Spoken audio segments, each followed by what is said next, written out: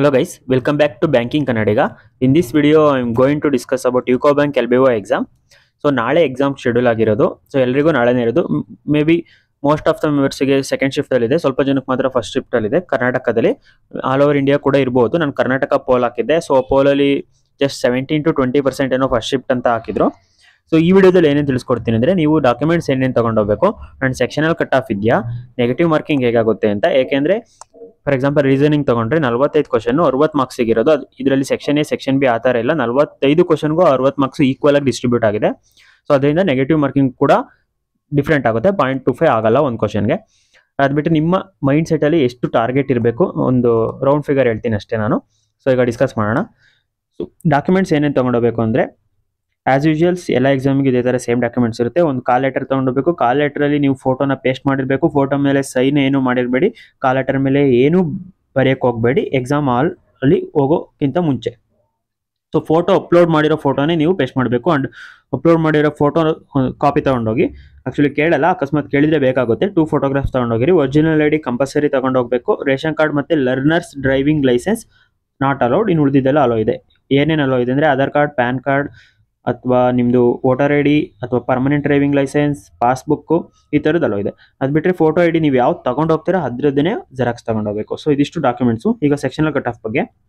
Actually sectional cut off, no sectional cut off ಅಂತಿದೆ. Union ಬ್ಯಾಂಕಲ್ಲಿ same pattern ಇತ್ತು, sectional cut off ಇತ್ತು. But ಈ ಎಕ್ಸಾಮಲ್ಲಿ ಸೆಕ್ಷನಲ್ ಕಟ್ ಆಫ್ ನೋ ಅಂತ ಇದೆ.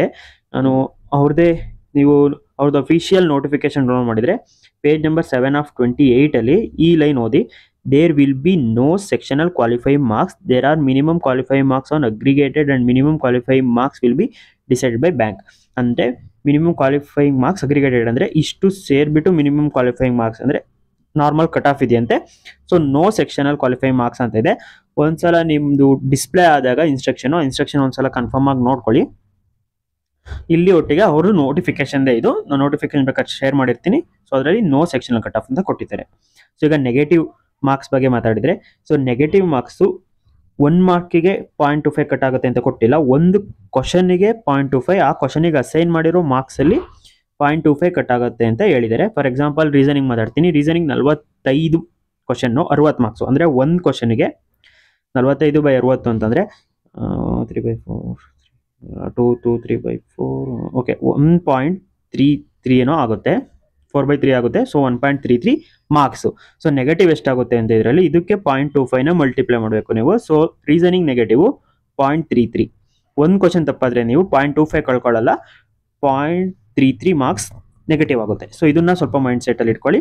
ಆ್ಯಂಡ್ ಎಕ್ಸೆಪ್ಟ್ ಜನರಲ್ ಅವೇರ್ನೆಸ್, ಇನ್ನು ಉಳಿದಿದ್ದೆಲ್ಲ ನೆಗೆಟಿವ್ ಮಾರ್ಕ್ಸ್ ಡಿಫ್ರೆನ್ಸ್ ಇದೆ ಬೇರೆ ಜನರಲ್ ಅವೇರ್ನೆಸ್ಗೆ ಕಂಪೇರ್ ಮಾಡ್ಕೊಂಡ್ರೆ. ಜನರಲ್ ಅವೇರ್ನೆಸ್ ಮಾತ್ರ ಒಂದು ಕ್ವಶನ್ ತಪ್ಪಾದರೆ 0.25 ಮಾರ್ಕ್ಸು ಡಿಡಕ್ಟ್ ಆಗುತ್ತೆ. ಉಳಿದಿದ್ದ ಸೆಕ್ಷನಲ್ಲಿ ಸ್ವಲ್ಪ ಜಾಸ್ತಿ ಡಿಡಕ್ಟ್ ಆಗುತ್ತೆ.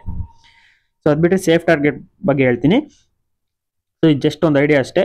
ಅಂದರೆ ಎಕ್ಸಾಮ್ ಸೆಂಟರ್ ಒಳಗಡೆ ಹೋದ್ಮೇಲೆ ಇದೆಲ್ಲ ತಲೆ ಇಟ್ಕೋಬೇಡಿ. ನಾನು ಹೇಳ್ದಂಗೆ ಸುಮ್ಮನೆ ಅಟೆಂಡ್ ಮಾಡ್ತಾ ಹೋಗಿ. ಯೂನಿಯನ್ ಬ್ಯಾಂಕು ಮತ್ತು ಇಂಡಿಯನ್ ಬ್ಯಾಂಕ್ LBO ಕಂಪೇರ್ ಮಾಡಿಕೊಂಡು ನಾನು ಹೇಳ್ತಿದ್ದೀನಿ. ಆ್ಯಂಡ್ ರೀಸನಿಂಗಲ್ಲಿ 43 to 45, ಕ್ವಾಂಟಲ್ 30 to 33, ಇಂಗ್ಲೀಷಲ್ಲಿ 30 to 33, current affairs 10 to 15. So current affairs ಯಾರು ಓದಿಲ್ಲ ಲೈಕ್ ಮೀ.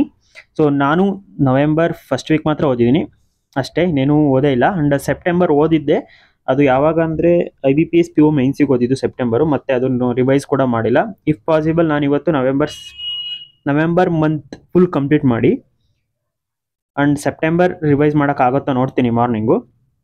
ಸೊ ಗೊತ್ತಿಲ್ಲ, ಕರೆಂಟ್ ಸೆಕ್ಷನಲ್ ಕಟ್ ಆಫ್ ಇಲ್ಲದೆ ಇರೋದ್ರಿಂದ ಪರವಾಗಿಲ್ಲ. ಇಂಗ್ಲೀಷ್ ಏನಾದರೂ ಚೆನ್ನಾಗಾದರೆ ನಂದು ಮೇ ಬಿ ಕ್ಲಿಯರ್ ಆಗ್ಬೋದು.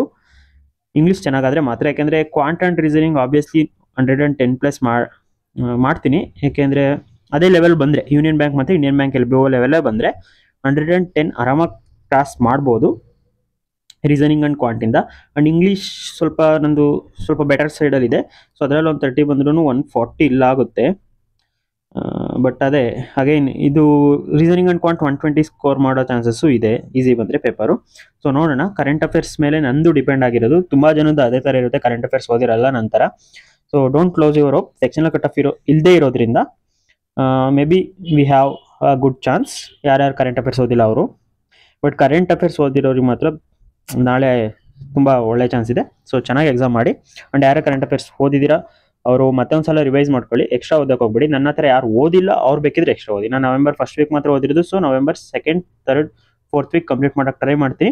ನನ್ನ ಪ್ರಕಾರ ನವೆಂಬರ್ ಮತ್ತು ಡಿಸೆಂಬರಿಂದಲೇ ಮ್ಯಾಕ್ಸಿಮಮ್ ಕ್ವಶನ್ಸ್ ಇರುತ್ತೆ.